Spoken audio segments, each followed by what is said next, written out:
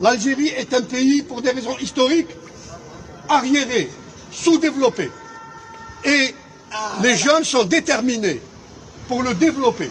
Mais ceux qui s'opposent au développement du pays, c'est un groupe de généraux qui,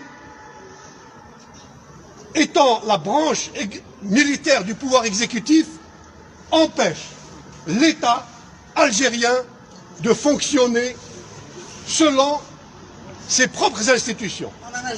Le dernier, s'il vous plaît, le dernier épisode, ce président qui a été désigné par les militaires a nommé un directeur général à la douane et moins de 24 heures après, il a été relevé de ses fonctions.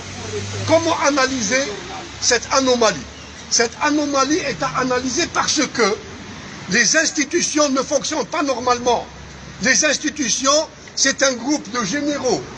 Sur 102 généraux en activité, il y a une vingtaine de généraux qui font de la politique et qui ont mis main basse sur la présidence, sur les différents ministères, et ils empêchent la Constitution d'être appliquée.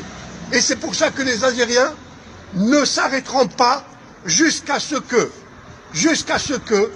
la branche militaire du pouvoir exécutif obéisse à une autorité civile et issue des urnes. Une autorité civile issue des urnes. Malheureusement, dès l'indépendance, nous sommes retombés dans le régime des janissaires. C'est les janissaires de 1830 qui occupent le palais présidentiel et qui décident de la politique en fonction de leurs intérêts propres.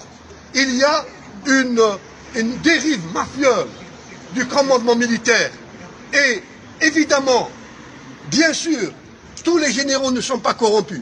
Mais nous demandons aux généraux qui ne sont pas corrompus de prendre la responsabilité, de laver l'honneur de cette armée qui a été salie par des généraux vendeurs de cocaïne, par des généraux qui sont impliqués dans des trafics de tout genre. Ce n'est pas ça l'armée algérienne, ce n'est pas ça l'Algérie, ce n'est pas ça. Nous méritons mieux et nous voulons que c'est une autorité civile désignée par les urnes qui dirige le pays.